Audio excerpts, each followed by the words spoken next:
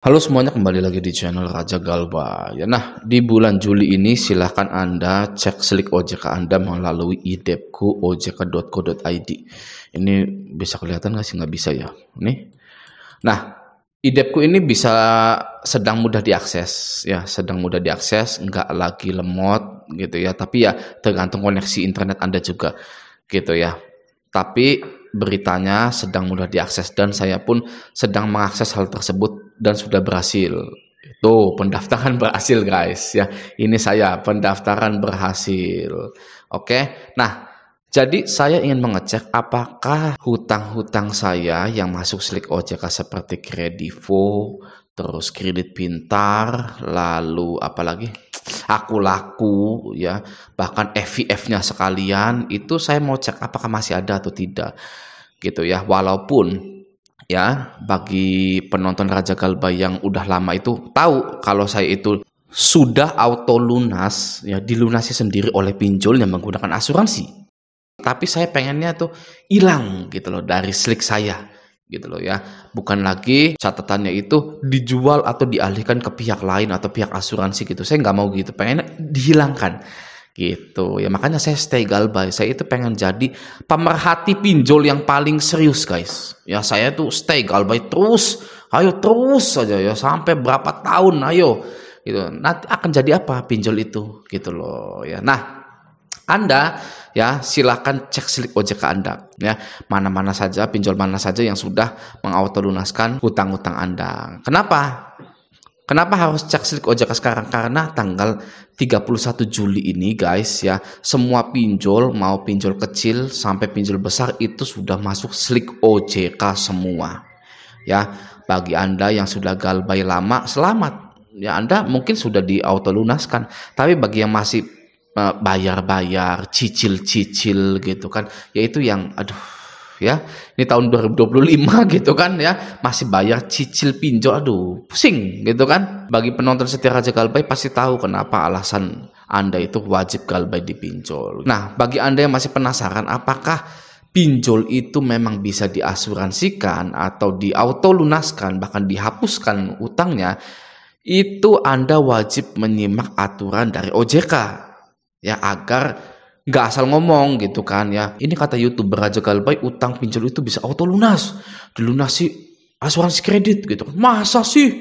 Ya kan nggak percaya saya gitu kan, banyak yang seperti itu ya. Nah, maka dari itu akan saya jelaskan bagaimana caranya OJK itu melunasi hutang-hutang Anda di pinjol yang Anda galbaikan itu gitu ya. Oke, langsung saja kita lihat. Nah, di sini saya sudah ada di salinan surat edaran Otoritas Jasa Keuangan Republik Indonesia. Oke, langsung saja kita ke bagian asuransi.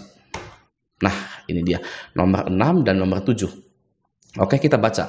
Pengalihan resiko pendanaan sebagaimana dimaksud pada angka 1 huruf D dapat dilakukan melalui mekanisme asuransi atau penjaminan. Yang nomor 7, dalam melakukan pengalihan resiko pendanaan sebagaimana dimaksud pada angka 6, penyelenggara atau pinjol dapat bekerja sama dengan perusahaan asuransi atau perusahaan penjaminan yang memiliki izin usaha dari Otoritas Jasa Keuangan sesuai dengan ketentuan perundang-undangan. Gitu. Jadi, ya, kalau ada yang galbay, pengalihan resiko pendanaan itu dialihkan ke perusahaan asuransi. Maka dari itu, isi case terang-terangan di websitenya menuliskan bahwa dana investor aman karena kita bekerja sama dengan asuransi. Ya, mari kita lihat ini di sini. Nah, di sini ya. Ini kan websitenya isi case. Ya, di sini ya isi case bilang perlindungan asuransi. Kami bermitra dengan penyedia asuransi Reliance dan Intra Asia untuk melindungi dana Anda, dana investor maksudnya gitu ya. Jadi kalau ada investor yang mendanai seorang nasabah lalu nasabah itu galbay, tenang saja ya, karena uang Anda itu aman, diasuransikan di Reliance dan Intra Asia. Alhamdulillah ya, berarti hutang kita itu beneran auto lunas di tahun 2024 ini. Nah, lalu yang kedua bisa kita lihat dari slik OJK-nya ya. Mari kita lihat di sini ya. Di sini kualitas hutang saya lancar. Ya, call 1 gitu ya. Hutang yang saya galbaikan adalah 6 juta. Plafon awal 6 juta rupiah. Wow, gitu ya. Oke.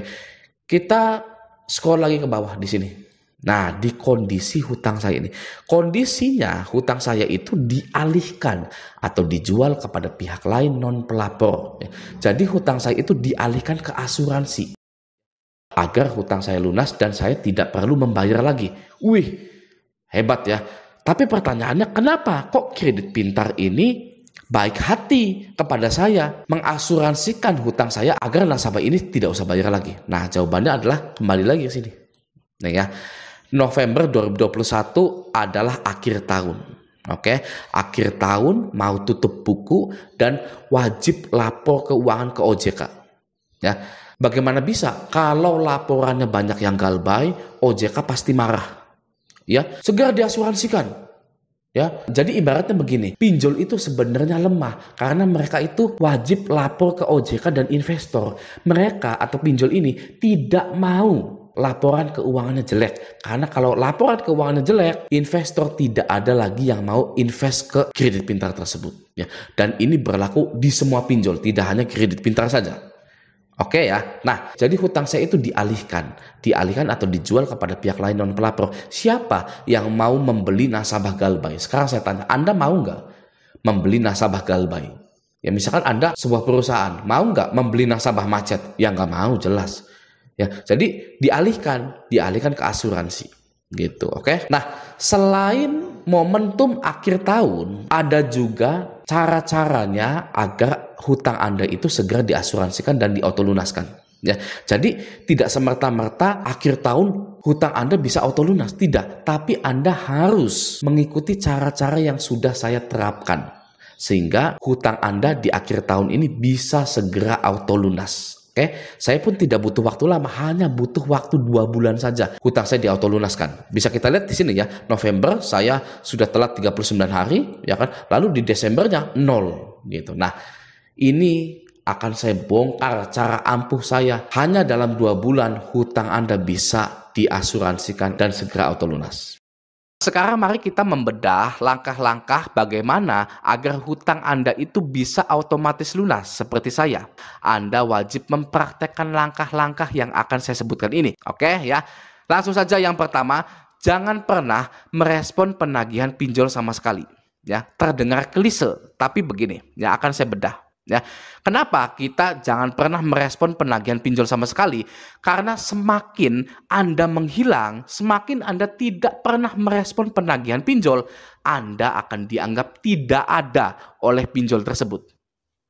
Ya, dan pinjol ingin cepat-cepat melunasi hutang Anda dengan uang mereka sendiri agar TKB 90 mereka tidak turun dan slik OJK dari nasabah pinjol tersebut tidak ada yang macet.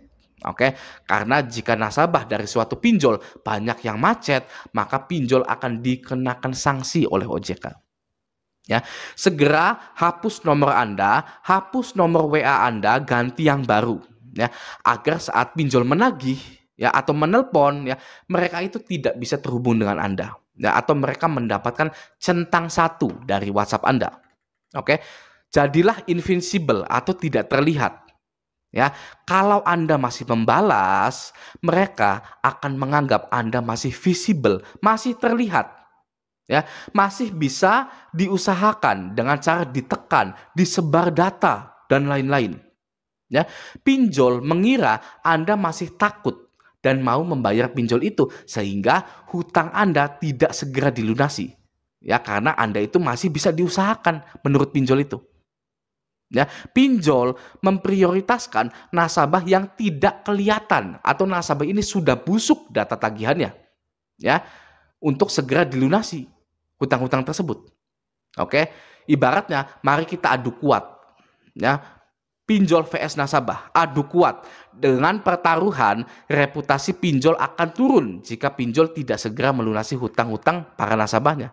Nah, gitu ya. Jadi menghilanglah, menjadilah invincible ya agar pinjol ini ya segera menganggap Anda bahwa Anda ini tidak ada ya atau hilang gitu atau menghilang gitu dan pinjol segera melunasi hutang Anda karena takut reputasi atau TKB-nya turun.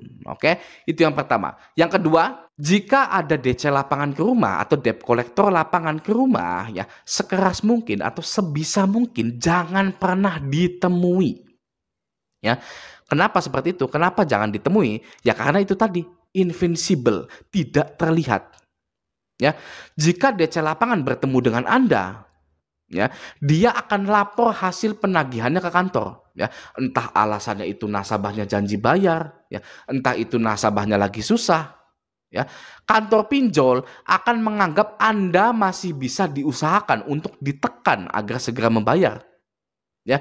Jadi kuncinya adalah di laporan dari DC lapangan tersebut. Oke, jika DC lapangan tersebut melaporkan ke kantornya bahwa Anda tidak pernah bisa ditemui, ya, ingat ya, tidak pernah bisa ditemui, ya, maka segera pinjol itu mempertimbangkan agar hutang Anda segera dilunaskan untuk menyelamatkan TKB mereka, ya. Lalu yang ketiga, jangan pernah lagi membuka aplikasi pinjol yang Anda galbaikan, ya, karena pinjol akan mengetahui bahwa Anda masih ada di situ. Oke, dalam aplikasi pinjol terdapat histori login para nasabahnya.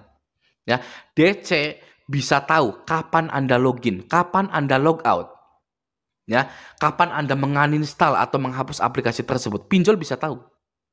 Ya, jika histori atau catatan login Anda sudah lama sekali di aplikasi pinjol tersebut, maka Anda akan dipertimbangkan lagi sebagai nasabah yang akan dilunasi hutangnya. Oke, semoga video ini bermanfaat. Sampai jumpa di video selanjutnya.